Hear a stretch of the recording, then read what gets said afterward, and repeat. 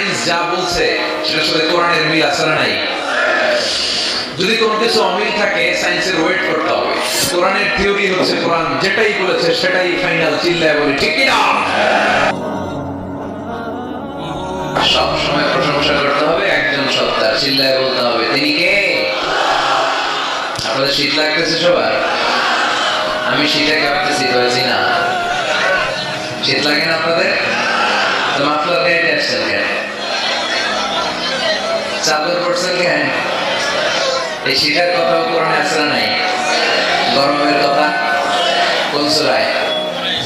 লিইলাফি ইলাফিহিম রিহলাতাশ শিতাই ওয়াস সাইফ। শীতা মানে হচ্ছে শীতকাল, আর সাইফ মানে হচ্ছে গরমকাল, সামার। সুবহানাল্লাহ পড়বে না? আবার শীতকালে কি খেলে স্বাস্থ্য ভালো থাকে ওইটাও কোরআনে আছে না নাই? বিষ্ণু ইসলাম মধু খেতে বলেছে। মধু কি খেতে বলেছে? আপনাদের পাটন দিয়াতে মধু আছে? মৌচাক ঢিল মারেন? ঢিল মারেন নাকি? ঢিল মারলে কিন্তু কামড়ায় 12টা বাজে। মধু খাবেন। আল্লাহ রাসূল সাল্লাল্লাহু আলাইহি ওয়াসাল্লাম মধু খেতেন। মধুর মধ্যে ফ্রুকটোজ আছে যেটা স্বাস্থ্যের জন্য খুব ভালো। ফ্রুকটোজ মধুর মিষ্টি খুব একটা ক্ষতি করে না, যেহেতু এটাতে আছে ফ্রুকটোজ। ফলমূল খাবেন, এটার মিষ্টিটাও ক্ষতি করে না, এর মধ্যে আছে সুক্রোজ। আর যে চিনি খাই এর মধ্যে আছে গ্লুকোজ। গ্লুকোজটারে একটু সরায় সুক্রোজ আর ফ্রুকটোজ খাইতে হবে। মধুর মধ্যে আল্লাহ তাআলা এই ফ্রুকটোজ দিয়ে দিলেন, অনেক সমৃদ্ধ। স্ক্যান্ডিনেভিয়ান কান্ট্রিগুলোতে অনেক শীত, আমাদের আর কি শীত? ওনারা শরীর গরম করার জন্য মদ খায়। কি খায়? মদের পরিবর্তে আল্লাহ আমাদেরকে শরীর গরম রাখার জন্য মধু দিয়ে দিলেন। সুবহানাল্লাহ পড়েন।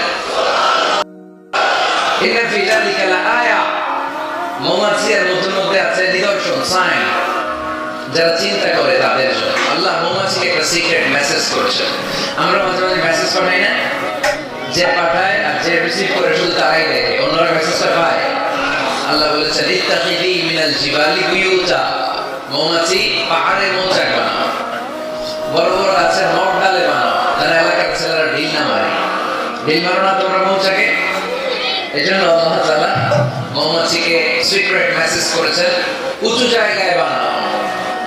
আর ফ্লাওয়ার নেক্টার, পুষ্পরস সংগ্রহ করো, আশেপাশে যত ফ্লাওয়ার নেক্টার আছে সংগ্রহ করে ওখানে রাখো। মধু এত ভালো কেন? এটা মৌমাছি ফুলের রস, ফলের রস, বনাজি গাছ থেকে রস, ঔষধি গাছ থেকে, হার্বাল গাছ থেকে রস সংগ্রহ করে বিদায় মধুকে এত সমৃদ্ধ করে দিয়েছে কে? এখন মধু শুধু মানুষ খায় না, গায়েও লাগায়। বিউটি কেয়ার, এখানে বিউটি পার্লার আছে নাকি? বিউটি পার্লারও কিন্তু সৌন্দর্য বর্ধনের জন্য এই মধু ইউজ করে। আবার মধুর মধ্যে একটা ন্যাচারাল লিকুইড আছে, এটার নাম প্রোপোলিস। এটা হচ্ছে ন্যাচারাল অ্যান্টিসেপটিক। কাটা জায়গায় মধু লাগাই দিলে ঘা তাড়াতাড়ি শুকায় যায়। সুবহানাল্লাহ করতে পারলেন না? দ্বিতীয় বিশ্বযুদ্ধে তখন তো এত অ্যান্টিসেপটিক মলম আবিষ্কার হয়, তো তখন আহত যোদ্ধাদেরকে তাদের ঘা সারাবার জন্য তারা ওই ঘায়ের জায়গায় মধু লাগাই দিত। Natural antiseptic propolis. লাগাতে দেরি, ভালো হইতে দেরি। আবার অনেক মুরব্বীদের বাতের ব্যথা আছে না নাই? এই বাতের ব্যথা যে এখানে, ওইখানে যদি মৌমাছি কামড়ায় দেয় ব্যথা ভালো হয়ে যাবে। ইজিপশিয়ান এক ডাক্তারকে দেখলাম, তার রেমিটিক ফিভারে আক্রান্ত যে সমস্ত পেশেন্ট তাদেরকে ডাইকাই না জামা খুইলা ওইখানে মৌমাছি বসায় দেয়, আর মৌমাছি ঘুল ঢুকায় দেয়, আর রোগী চিৎকার শুরু করে দেয়। কিছুক্ষণ পরে ব্যথা ভালো হয়ে যায়। এরকম অনেক কিছু দিয়ে আল্লাহ মধুকে সংরক্ষণ করেছেন। এবং কোরআনে আল্লাহ তাআলা দুইটা জিনিসকে শিফা বলেছেন। কয়টা জিনিসকে? এক হচ্ছে কোরআন, ওয়ানুনাজ্জিলু মিনাল কোরআনি মা হুয়া শিফা। কোরআন নিজেই শিফা। আর হচ্ছে মধু। মধু আর কোরআন এই দুইটা ছাড়া আর কোন জিনিসের ক্ষেত্রে আল্লাহ শিফা শব্দ ব্যবহার করে নাই। চিল্লায় পড়ে সুবহানাল্লাহ। একজন Austrian scientist Karl von Frisch এই মধুর এবং মৌমাছির এই প্রক্রিয়া প্রসেসিং নিয়ে গবেষণা করে নোবেল প্রাইজ পেয়েছে। সে একটা বই লিখেছে দ্য ডান্সিং বিস।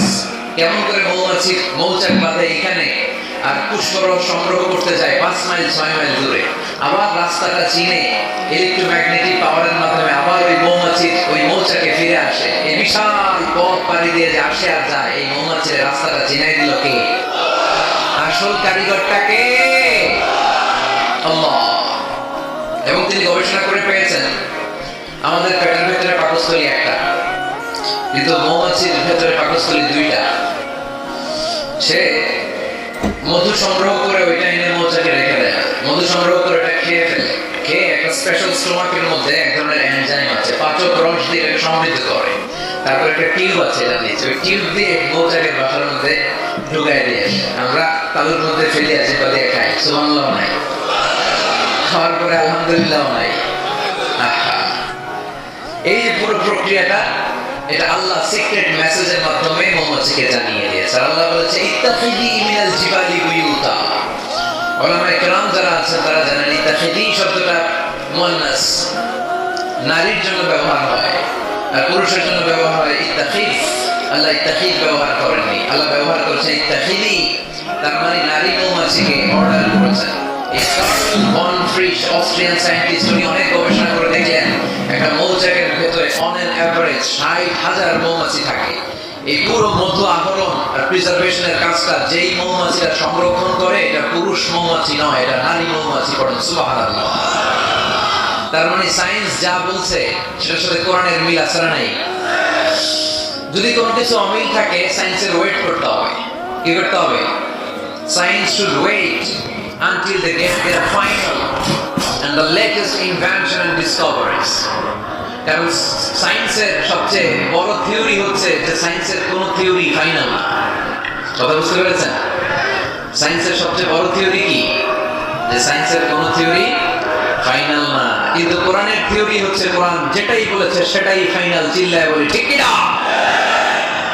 যাই বলেছে ফাইনাল, চেঞ্জ হবে না। এজন্য সায়েন্সের ওয়েট করতে হবে। কারণ একটা সময় সায়েন্স বলতো সূর্য ঘোরে, পৃথিবী ঘোরে না। তারপর কিছুদিন পরে বললো না, আগে যেটা করছি ভুল করছি, পৃথিবী ঘোরে সূর্য ঘোরে না।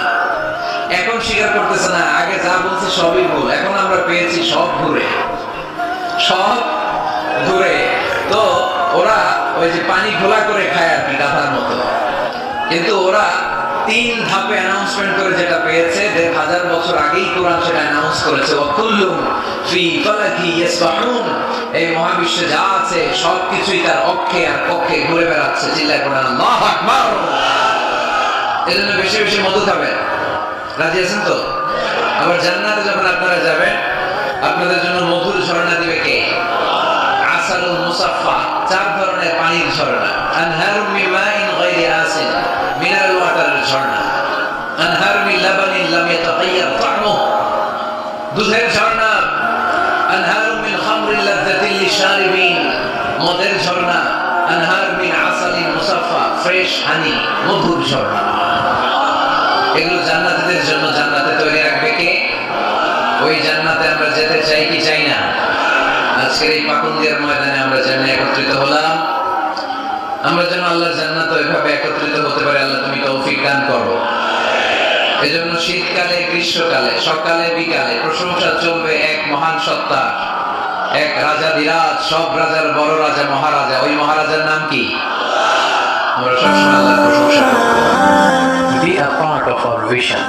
Do listen and share the khair. Be with our official